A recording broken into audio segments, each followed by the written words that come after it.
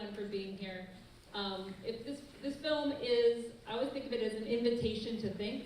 So I'm so grateful that you all have accepted this invitation and that you're here.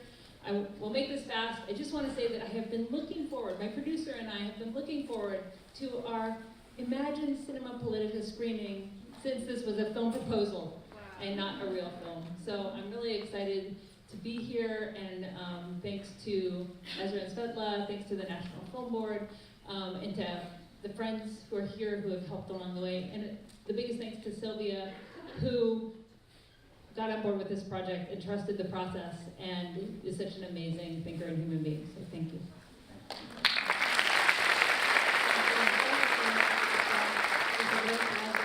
In Montreal. This is a place I always love to come back. Thank you so much.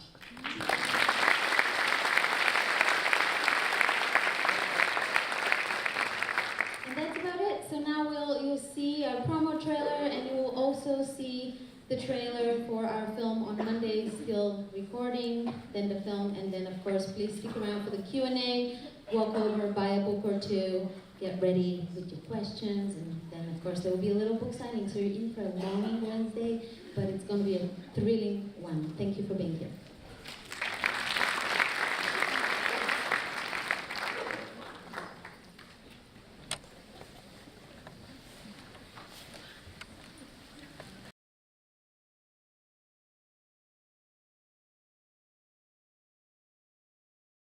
I think I've seen this film now 4 times, This is democracy in action.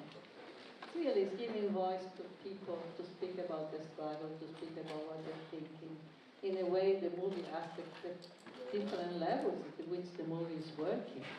And one level is the reflection, intellectual, etc. But the other level is what people are doing, the struggle that they're making, how they are defining. And I think this is very powerful. To me, this is almost the real power of the movie. I mean, I guess I will say the film made me more of a small d Democrat. So the scene where I'm having that encounter with Wendy Brown, where I say I struggle with making democracy the theme of this film, is really genuine. The word democracy, I knew it should appeal to me, but it didn't. I mean, I think I came of age in the aughts, and Bush was bringing democracy to Iraq and Afghanistan. The word sounded almost sort of bureaucratic to me.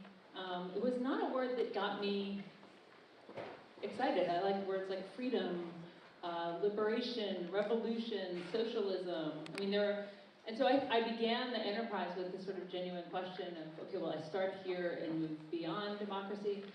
And so it was interesting because the film, actually, so I wrapped shooting the week of the election of Donald Trump in the United States, so there was this whole class of people that were like, democracy's fucked! And I was kind of like, democracy, this we need, I agree with Silvia at the end. This is a word we need to keep fighting for, because this promise that the people rule, it's a promise that, it's not something that the powerful make and then they break, and so they ruin democracy. It's a promise that we keep together through thought and action, and we can keep expanding it. And who the people is keeps growing. I mean, I hope one day the people includes non-human people, right, and plants, and goes beyond any kind of demos we have today, and how we rule can always be expanded. And so I think, that's for me the biggest transformation. And then I answer the question in a really long-winded way in a book that's coming out in May called Democracy May Not Exist, But We'll Miss It When It's Gone, which attempts to get at this paradoxical nature. Yeah, we've never had democracy, and yet we can still make democratic progress, and that progress can go into reverse, as I say.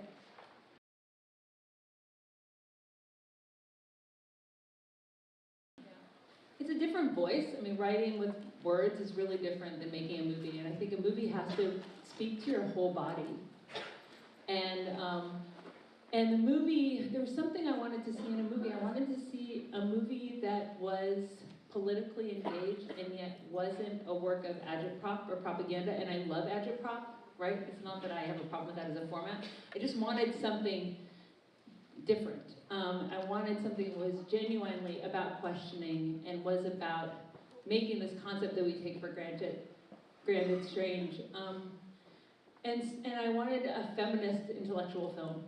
And one, for me, that mode of being a feminist intellectual is, one that isn't actually taking cover behind this like pretense of perfect authority, right? But instead is curious. I mean, to me, being an intellectual is always wanting to learn. It's being curious. It's making space for other people. It's asking Socratic questions. You know, how do we, you know, these questions that almost seem ridiculously basic. And so that was just something that I had wanted to see in a movie. And so the film operates on that level, whereas the book is me talking about history, talking about political philosophy. There's anecdotes, there's parts from the film, but you know, it's where I get to make explicit all of the tensions and the paradoxes and the, you know, opinions that I have about what democracy is and what it should be. But in this film, I wanted to do something else and to really put, you know, we talk so much about democratic deliberation, and we always think of democracy as freedom of speech, and to me this film also embodies the politics of listening, you know, and who gets listened to, who's an expert, challenging the idea of who's an expert in democracy, who has the authority to speak on the way systems work. And film is just a really powerful way to do that because you show people. And as a writer, I just can't, I'm shitty at describing people. I don't know how to like describe a person's physical being, you know, I'm just very to the point. But in a film, I get to make space for all of these different characters and really let them shine. And you know, I don't put, you know, but I also like, I don't get to put words in their mouth. They say basically what they, you know, what their truth is. Yeah, I'd like to add the question of material condition of reproduction, that the question of having equal access, you know, to the means of reproduction, that this aspect, I think, I was surprised that not more people brought it up, you know, because it's so fundamental. You know, the question of whether your capacity for self-rule or collective rule also depends on whether you have, you know, the possibility to reproduce yourself. Yeah, it is interesting that when I was editing the film, I saw you speak in Toronto, and you spoke about the way that communities are torn apart by capitalism, imperialism, right? And that there's this basic effect of ripping the family, ripping the community. And so I think in the film you don't show a lot of people who have access to the means of sustaining themselves, but you see a lot of people talk about insecurity, right? Being uprooted. And so, you know, when you gave that speech, I was like, wow, that is really what I encountered in my subjects, was just basically, you know, this destruction of the community that should be a center of social power and democratic, you know, a democratic hub. Yeah, I've been thinking more and more, rather than the concept of democracy, the concept of the commons. And the going idea of back the to the word. commons that has all these different levels in terms of using wealth, social wealth, natural wealth together, and at the same time collective decision making, collective responsibility for the community, collective work, collective responsibility. So to me those ingredients, those elements are fundamental. And are fundamental for the concept of democracy. Democracy, the concept of democracy is a bit like the concept of love. Right? What has been done, how much abused the concept of love has been, yet you cannot go away with it. Right? Same is with democracy. Democracy has been abused. At the same time, it has expressed something, you know, and people still use it because it just expresses desire for freedom and self-determination, etc. I love that idea that democracy is love, because sometimes I think that this is a love movie. It's just a public love. And there are all these movies that are romance movies. We got so much eros, right, in movies, and sometimes we have family dramas, so we have our philia, but we don't have, you know, this other kind of public-spirited, you know, affection, and that's one thing I think this movie is made with a lot of love. So, for those of us who are tired of romance films, this is for us.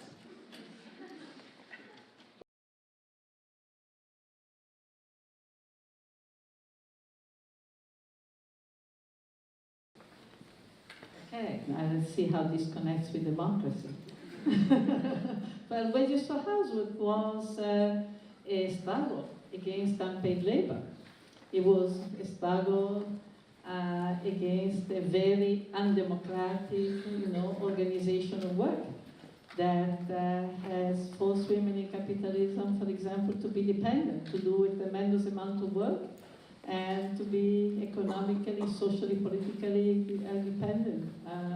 So in that way, you know, I think there is a connection And my relation to it now, I'm still very much a believer in what I fought for in terms of, because to me wages for housework was not, a union demand. Was really a saying basta ya to giving free labor to capitalism. It was a demand and a campaign for reappropriation. The beginning of the appropriation was to say, let's first be paid for the work we are doing and not having to do double work in order to be able to have the possibility to survive, the possibility not to be forced to take any job that comes along or live with a man or with a person that we don't want to live with. So it was not a commitment of, oh, you give us some money, we'll work for you forever. Which worker does that? Tell me, where's the worker that not receiving a paycheck, bows to the bosses and says, we'll be, which is what we were always accused of, right? Of celebrating housework and making a commitment for housework. So in that way, I never took that position. And the kind of stand that to me, which is for housework represented, is also a stand that I subscribe to now.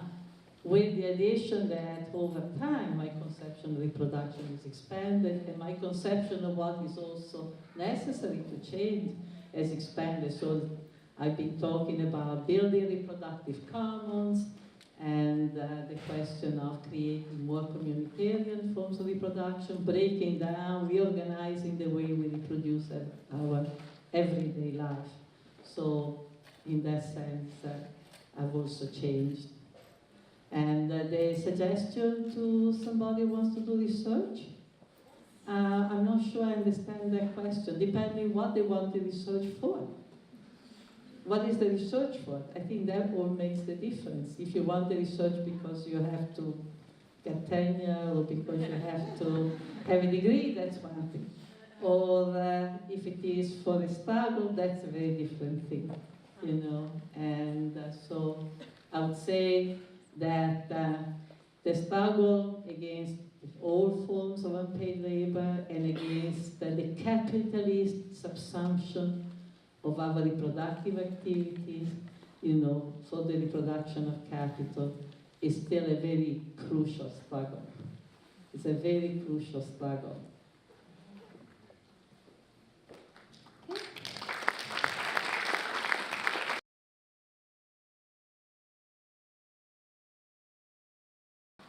Yeah, I think there are more references to capitalism woven throughout. So Silvia makes quite a few in the third scene when she talks about the origins of finance. So for me, there's the thread of sort of ancient Greece as a kind of stand-in, right, for the origins of the word democracy. And then Siena represents, for me, the origins of finance and financial capitalism. Because where do you go visually to tell that story? I could go to the site of the enclosures of the commons, but Siena for me was a potent place to go because there's this fresco, the Allegory of Good and Bad Government, that was the first secular fresco, and then it's also the home of the longest existing bank. So the Bank of Siena was founded in 1472. So for me, that's what that place represents. And of course, the story of modern Greece and the referendum is also a sort of parable of the power of markets. So part of what I wanted to do was to give a materialist analysis and talk about capitalism without just putting in sort of, speaking about it in a way to me that felt like naturally integrated in the film and surprising, because everything, even when people make their sort of bigoted statements, there's a class dimension, right? There's class anxiety.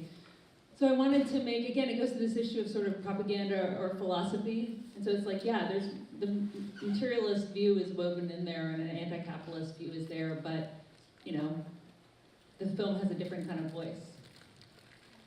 Yeah. But I do think, I think capitalism is the biggest threat to democracy. I hope that's clear from the film. And there's actually, this is a lesson for me, but there's this one scene that I tried to shoehorn in for a long time where someone said that, and I just was like, oh, I need to say that, right? Because people won't get it. And my producer rightly was like, the scene doesn't work. Otherwise, other than that phrase, the scene doesn't serve the movie. You're being didactic, And I let the scene go, because I think to me that is what the film says. It just says it in a way that that isn't like a flashing red arrow pointing to this as the sort of takeaway. And I engage in so much persuasion and that kind of writing as an activist, because I have my whole life as a political organizer, that, you know, I don't see my films as activism, I do see them as art. And so it's like, I just want to speak in a different register because I spend so much of my time engaging in this, you know, conflict, adversarial, organizing, persuasive mode that's not very creative or expressive. But, you know, I need to have both. Like, I rarely make films, but I couldn't ever just make films because I believe ultimately we need to fight and engage in class struggle and build new forms of collectivity and figure out new avenues of fighting financial powers and also capitalism in its sort of, you know, modern global networks form. But the film is something else for me, you know, and I don't expect it to be more than what it is.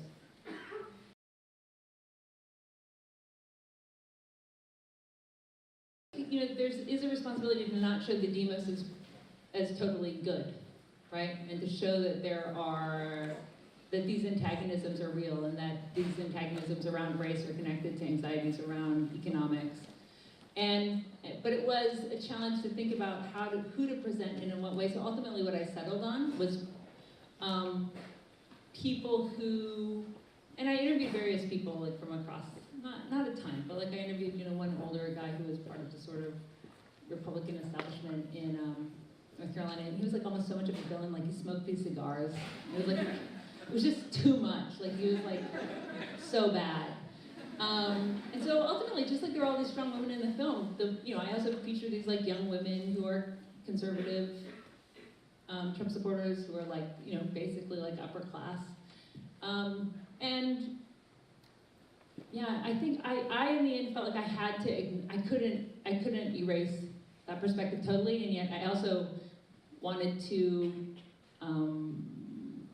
not present a stereotypical view, so it was a tough balance, but I think it had to be there. Like, I think you do have to show that there's this conflict of views happening.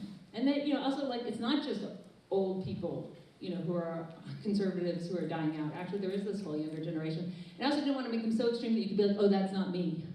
They have to be just close enough that you're like, yeah, like, you know, like, there was a scene where I was like, oh, should I acknowledge Golden Dawn in Greece, right? Like, but then it was almost like, it's such a, for the viewers of this film, it's almost like, oh wow, those other people, I just wanted something, so I pulled it back and made it a little bit like, just the guy you might be sitting next to at the cafe. And it turns out when a camera's on, people are so ready. I can't tell you how many times on camera I heard the phrase, I'm not racist, but. With my black producer standing next to me, you know? It's like, there's really, so yeah. People. It's not pretty out there.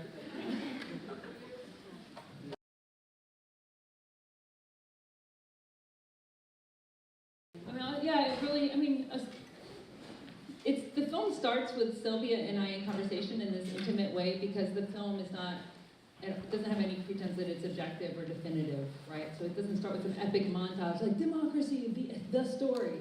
You know, it's like, do you want to watch a movie about two weird ladies and go on an intellectual journey with them?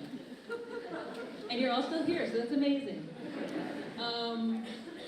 So almost everyone is connected to me in some way. So the thinkers in the film, Silvia, I'm fortunate enough to know from around New York, and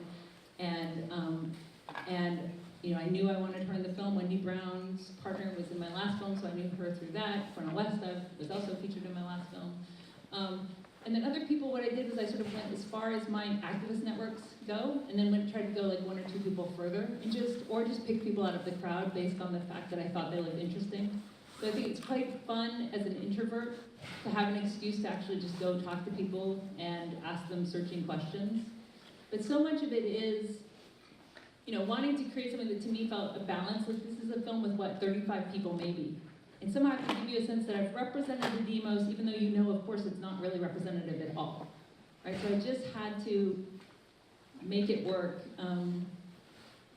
I just had to figure out who I connected with and who genuinely interested me. And then there were, of course, these like fundamental issues of political philosophy I wanted to have, you know, brought to life throughout the film. But it's the process of shooting was just going out, and my whole mandate to myself was, this is not a subject you're talking to, it's a human being.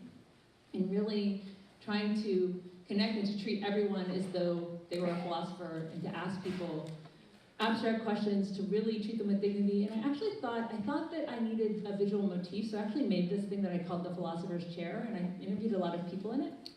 And then I found out I didn't even need something like that. The way I spoke to people was enough for that to come across, right? It didn't need like any additional artifice, so then I even let that go. So for me, it was about, who did I want to speak to, but more about how I spoke to them.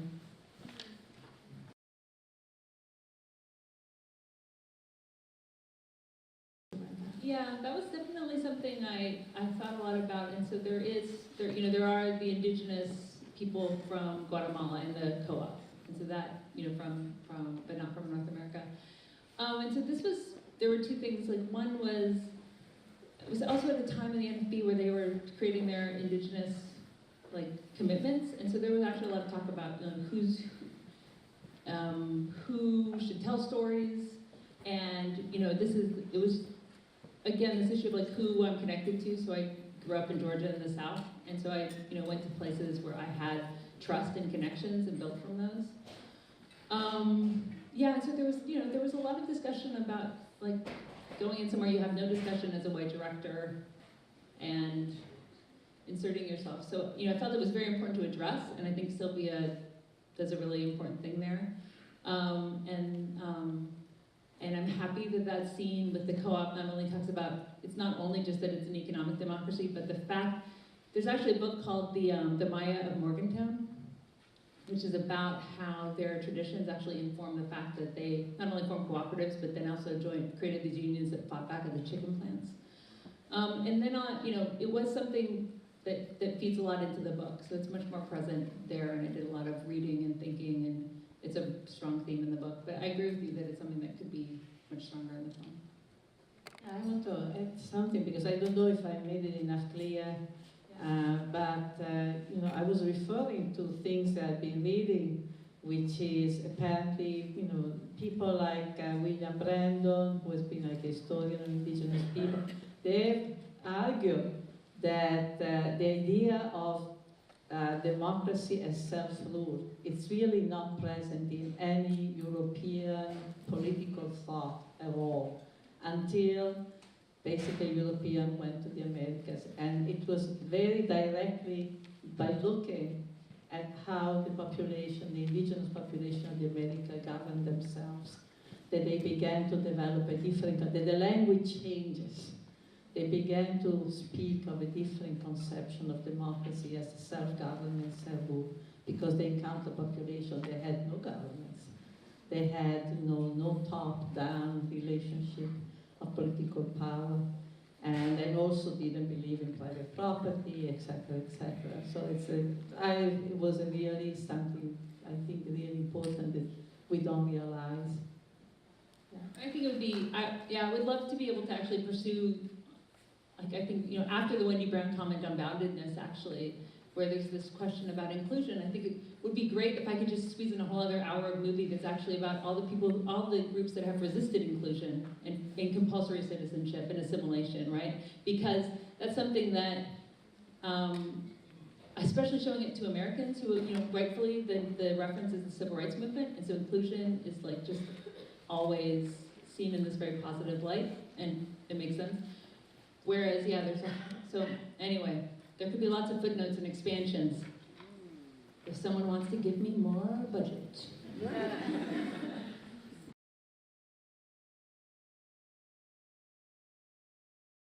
I mean, God, what do I think about that? I also really want to hear what Silvia says about that, because I actually would love, I would love to know if you think that that's true, that people don't want to rule themselves. I'm not sure that Silvia agrees with that. I'm not so sure it's true. I'm not so sure that people are really wanting to be ruled. No, and I don't think in the United States, if you ask people if they want to be ruled, no, they would say no, of course, right? Whether it's true or not, but it's not, I don't think. I think there are other reasons why people are not, or many people are not mobilizing against the crimes of the American government. And I think that some people do benefit from silence or from complicity. they actually do benefit. I mean, remember, I mean, the United States is built on the extermination of the Indian, taking away land, is built on slavery. So there is a part of the population that is, drawn a tremendous benefit. They are forever, going to people deaf to any, call for justice. There is another part of the population who is not benefiting, but many times they are not moving for fear that they will worsen their situation if they move. There's a lot of internalized fear. That's something I've realized. There's also the divisions that have been planted, right? Division, of sex, race, particularly with racism. Right? So there's a lot of reason why people are not mobilizing. I don't think that the question of wanting to be ruled is really a decisive factor. I don't believe that. You have Trump. I mean, they voted for him. And the ancient Greeks say our rulers are a reflection of who we are. And when you have 50% of the population not even showing up to vote, to exercise their right, like it's against the law in Greece not to vote. We have to. Yeah, I mean, I guess, the thing is, I think I tried in the film to show actually that there is tremendous capacity. So I think there's sort of, the film has these tensions, right? And so there is, on the one hand, yeah, do people want to be free? Yes, the demagogue has risen, even though our problems precede him by a long shot. But then I think you also see the kids in the schools who have this incredibly astute analysis despite the education they're given, right? And that's the point of that scene, is the education they're given. Because this is also kind of a platitude sometimes, like, okay, we need education. Well, it's like, education to what end? What's the curriculum, whether it's, on the surface or hidden? So to me, the film is trying to show that there are, this amazing capacity. The problem is that, I think we have to, it's incumbent on us to create structures for people to exercise their desire for self-governance and for, collective emancipation and liberation, and that's why I do organizing, so it's not, and democracy is not just voting. And people in the United States, when they don't vote, it's often because they know their vote doesn't count, right? The system is structured that way. It's not, it's not just that they're tuned out. It's, if you're voting in a winner-take-all state that is going to go in one direction, like it is a charade. And if we don't acknowledge the rationale, particularly in the United States, where you have a democratic, the electoral system is not even according to the rules of bourgeois democracy. It's not even according to the rule, because it's not one person, one vote. Actually, Hillary Clinton, got 3 million votes more than Trump. So, many people do not vote because they also cease to believe that it makes any difference. And also, many votes have not been counted. But Greek people are awesome to talk politics with, it's true. That is true.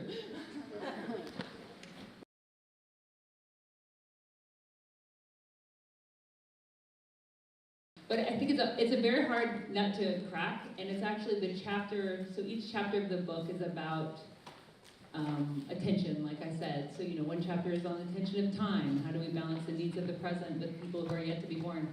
And so there's time and there's space. And the question of space was the hardest one to grapple with. And I think,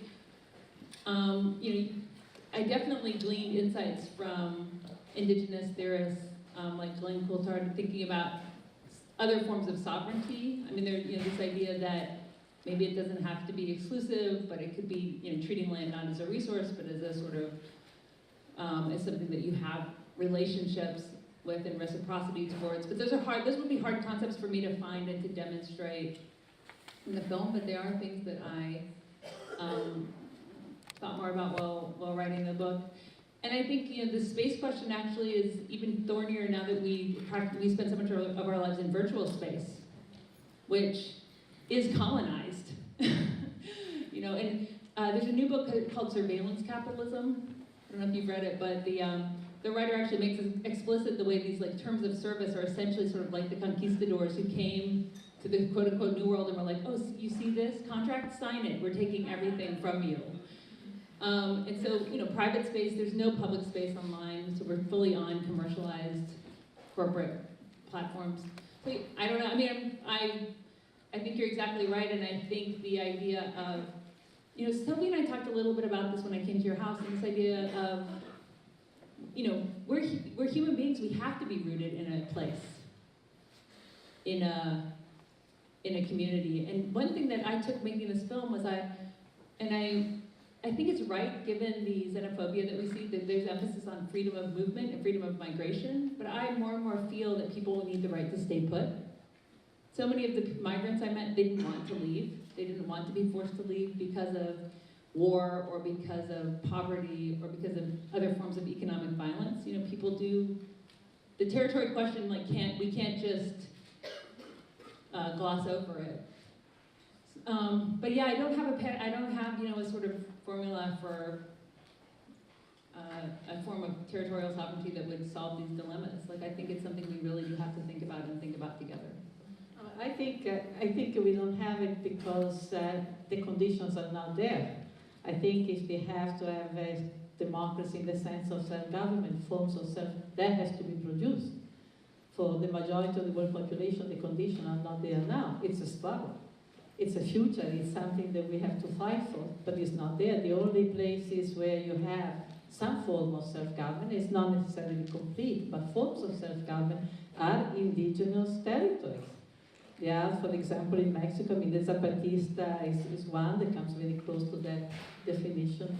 And there are also others that are being, actually some of them are being created now. For example, in Michoacan, in Cherán, in Michoacan, for example, in the struggle against the destruction, of their environment. People went back to the old form of self-government, reappropriated land, etc., etc. So there is the production of commons, the production of democracy. This is not, the conditions are not given. There are very few populations in the world who have that territorial control. They have the sovereignty over the territory in which they live. And so that's the beginning, that's the material condition, for example.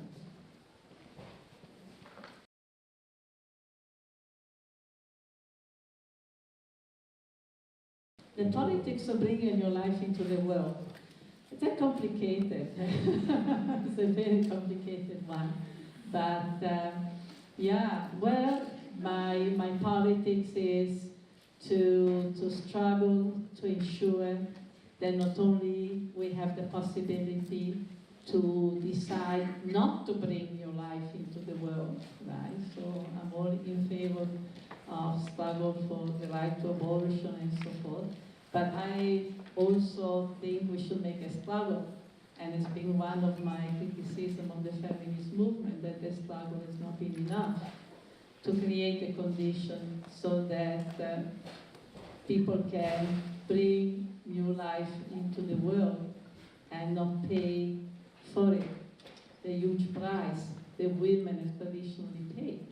Right? In other words, that we have the condition, in fact, to have children in conditions that do not cost us, years and years of work. They do not cost us, all kinds of forms of enslavement to labor or to other people.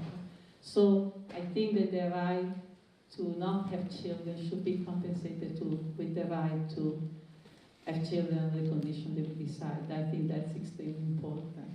And then, of course, there's a much broader question, at times we're all tempted, I think, to say, it would be better if, we had a big strike of procreation and end with this cruelty, this cruel world. But I don't think that would be a very successful campaign, political campaign.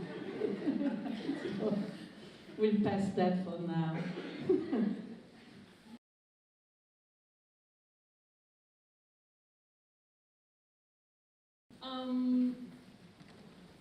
No, it's interesting. That actually was the end of our conversation, because I like to push things to the clock, as my producer knows. She'd be literally dragging me away because I can just interview and interview and interview.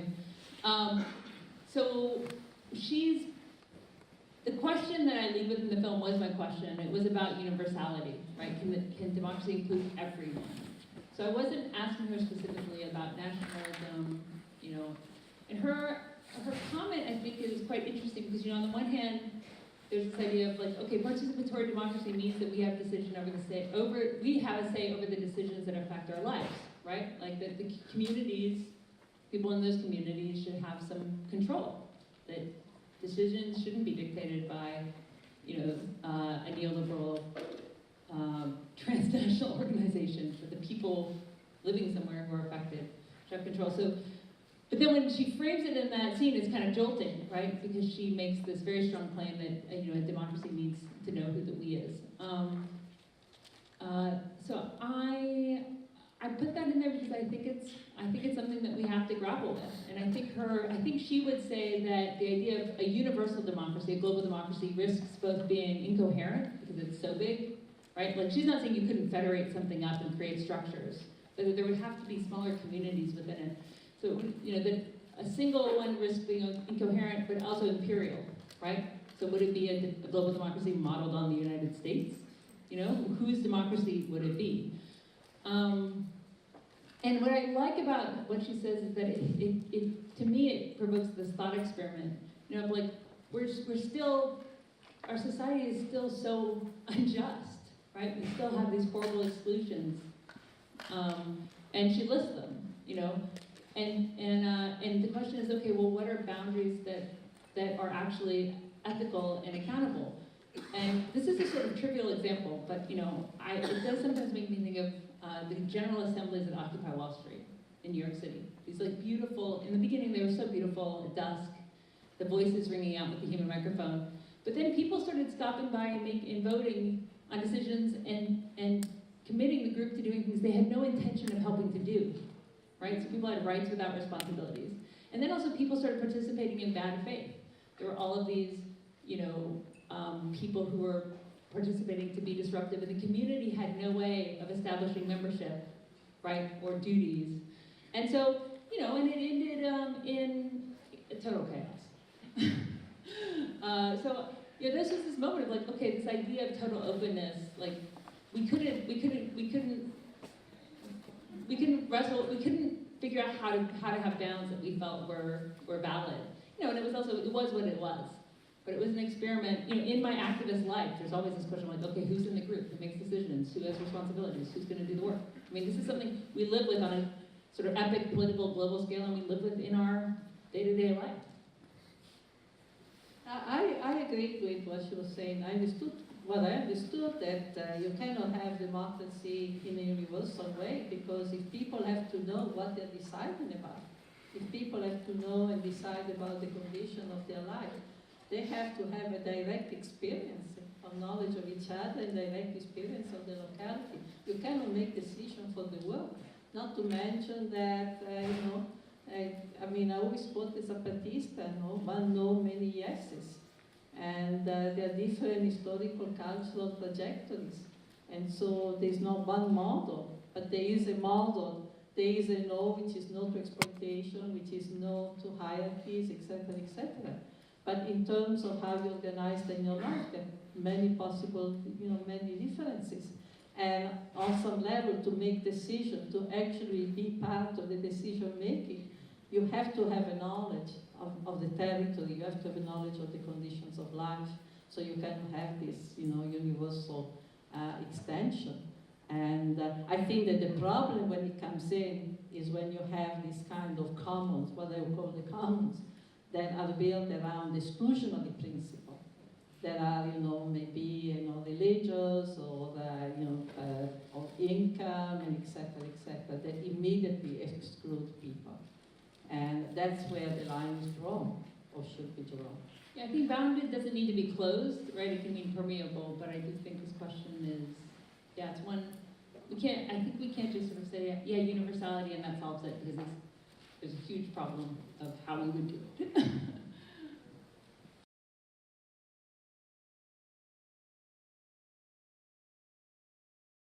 North Carolina is a state that, it's like officially been downgraded. It's no longer a democracy. That there's a sort of Republican minority that's taken over it. But my parents live there, actually. My Canadian parents now live in North Carolina. So it's somewhere I spent a lot of time, and I felt that I had connections and understood well enough to film there. But it has all of this history that I couldn't fit into the film. In earlier cuts, I sort of tried to. So, for example, Wilmington, North Carolina. Do you know this? Yeah, right. Was the site in period of Reconstruction after the Civil War of a violent coup, because this multiracial, populist in a good sense, but this multiracial democratic government took control of the town, and they were uniting, working class white people with recently emancipated black people, and they were doing things like education and supporting social services, and there was this basically like mass murder and a removal of that government. So North Carolina it's always been sort of the progressive state in the South, and yet it's somewhere that is still so troubled. So yeah, it seemed like a really interesting place to film, and a place to also grapple with the legacy of the civil rights movement, because as I show in the film, it's Greensboro, North Carolina is where there was the famous first lunch counter sit-in. And so there's also a thread, so I was just interviewed by a young woman who writes a lot about race in the US, and she was like, wow, I really appreciated the thread that was about the tension between the older civil rights generation and younger black activists who are mostly women. And so she, so that is also like one of the many layers that my producer and I put in there purposefully too, is, that history, as I say, that people pat themselves on the back for, and that, is so important of civil rights struggle, but then also there's this new generation of leadership that's really asking like, okay, what do we do next? And that's why I went to Miami, because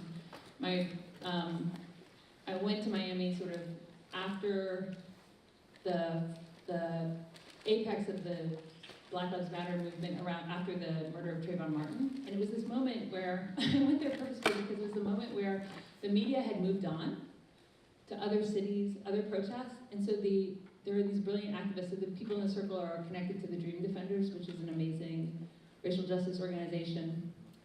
And they were where I was as an organizer, which is like, what do we do next? So I wanted a film that, instead of like emphasizing the moment of like euphoric protest, is actually kind of more in the spirit of what happens the day after the big mobilization, when the media has moved on, and you have to figure out what your strategy is, and you haven't won, or maybe you've won some small reforms, but you're kind of activated as a community, but wrestling with what to do next. So that was the motivation also for going to Miami, and also the fact that it is this global city that embodies a lot of the contradictions of our moment. So it's very diverse, but incredibly unequal, and a place where I knew people. If I know people, I will go there.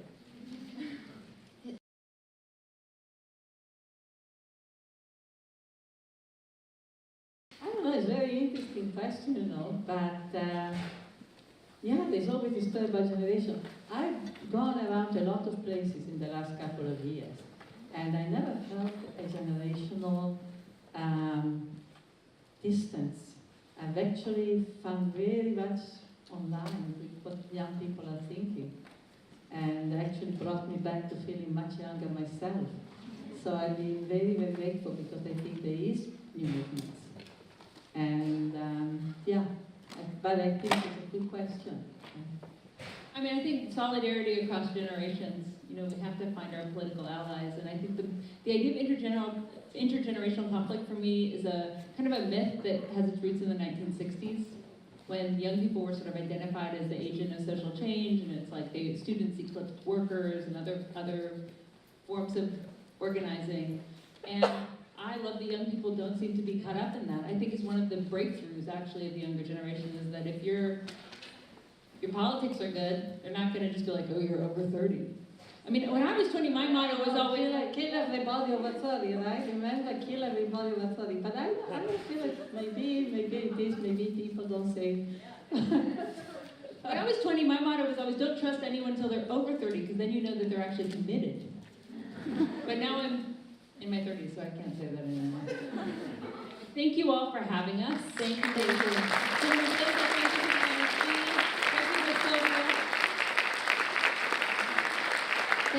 you so much.